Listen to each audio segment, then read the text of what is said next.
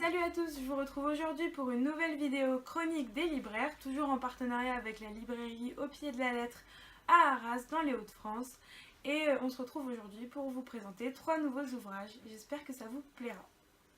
Bonjour, aujourd'hui je vais vous présenter un album aux éditions Didier Jeunesse qui s'intitule La piscine magique. Il est écrit par Karl Norak et illustré par Clotilde Delacroix. Alors c'est un album qui a tout de suite illuminé notre journée quand il est arrivé. Il est très coloré et très rigolo. Donc en fait c'est l'histoire d'un roi, le roi de la jungle. Donc voilà, assis sur son trône, qui en a marre que tout le monde dise du mal de sa piscine, parce qu'il a une piscine magique. Donc il décide d'inviter les animaux du royaume afin de tester chacun leur tour le vœu qu'ils souhaitent avant de rentrer dans la piscine. Donc chacun se prépare, tout le monde est content d'aller pour une fois au royaume, découvrir cette fameuse piscine. Et donc on a une très longue queue qui se prépare jusqu'au moment où le roi présente la piscine. En fait, cette piscine est magique car à chaque fois, avant de faire un plongeon, il suffit de dire un mot et la piscine se transforme en ce qu'on vient de prononcer. Alors tous les animaux vont bien sûr réfléchir avant de faire leur plongeon à ce qu'ils pourraient dire. Donc par exemple le cochon, lui, souhaite du parfum et la piscine devient ainsi parfumée. L'ours, lui, du miel et la piscine devient un grand bain de miel. Bon, très collant. Alors à chaque fois on a les petites critiques des autres animaux. Donc je vous passe les détails bien sûr. La girafe qui a raté son plongeon. Le singe qui lui dit plein de fruits et du coup ça fait un super cocktail. Donc tout le monde peut boire l'eau de la piscine. La grenouille qui elle veut des nénuphars. Voilà, on passe par plein de phases différentes jusqu'au moment où en fait la reine arrive. La reine arrive et n'est pas du tout contente que l'on prête sa piscine aux gens du royaume. Donc elle laisse un dernier petit plongeon qui est de l'eau pure et en fait elle arrive sur le plongeoir mais étant très fâchée, elle glisse et malheureusement le dernier mot qu'elle va nous dire c'est crotte. Voilà, donc la fin de l'histoire, vous la connaissez pour cet album parce que c'est la chute qui est importante. Mais ça nous permet aussi de découvrir qu'il faut partager, apprendre à découvrir les autres et pas toujours non plus faire tout dans son coin. Voilà, j'aime beaucoup les illustrations très colorées de Clotilde Delacroix. Tous ces personnages prennent vie et avec leur petit maillot de bain sont très rigolos. Alors la note que je donne à cet album, c'est 10 sur 10 parce que c'est vraiment mon gros coup de cœur et voilà. J'arrête de dire et voilà.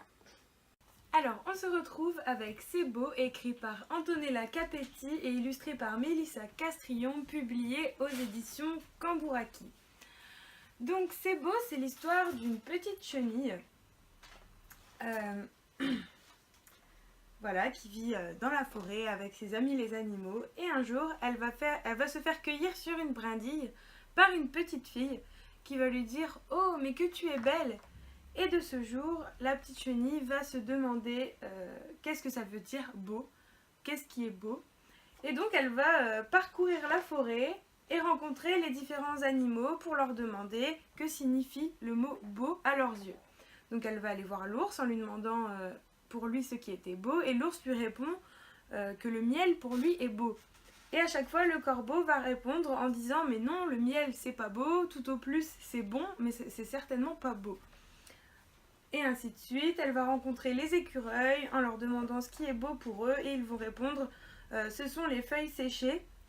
Et comme d'habitude, le corbeau qui rétorque et dit que non, tout au plus les feuilles séchées c'est amusant mais c'est certainement pas beau.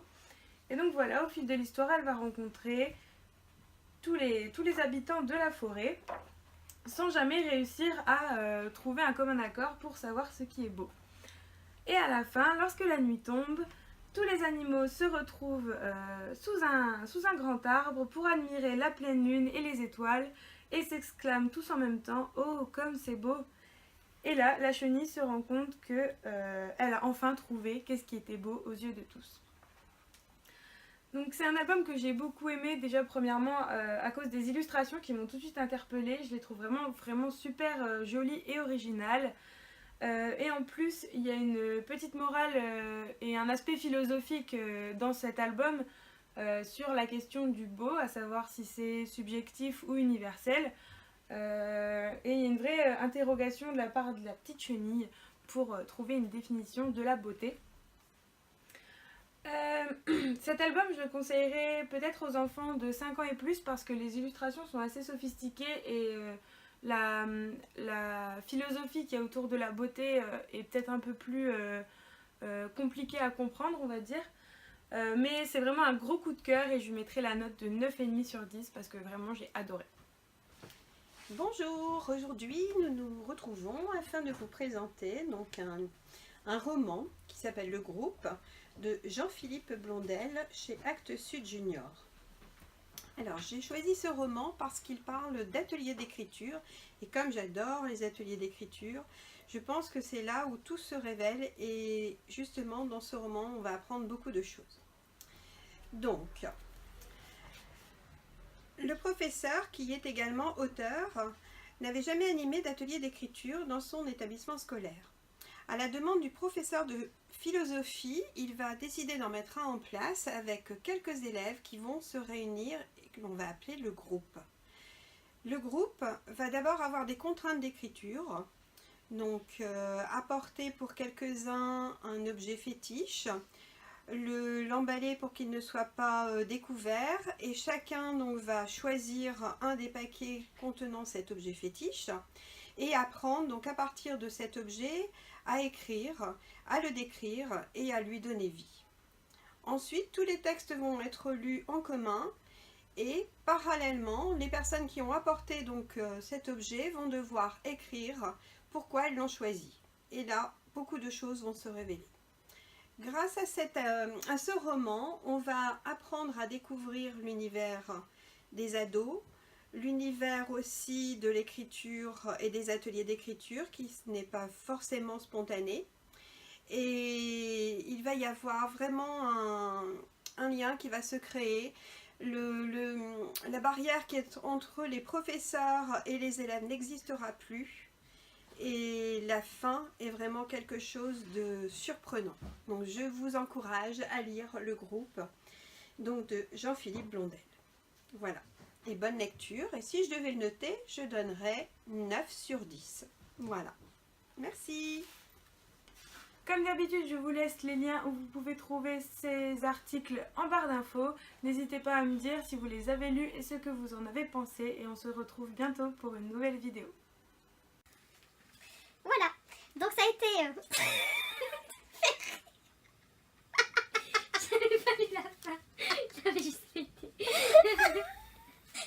Ah, t'as pas encore qu'un socle. T'imagines une piscine de crottes. Ah, je se fait un petit masque de bout de crotte. C'est une histoire qui plaît énormément aux enfants. Nous, on l'a lu plusieurs fois ici en librairie. Bon, vas-y, coupe.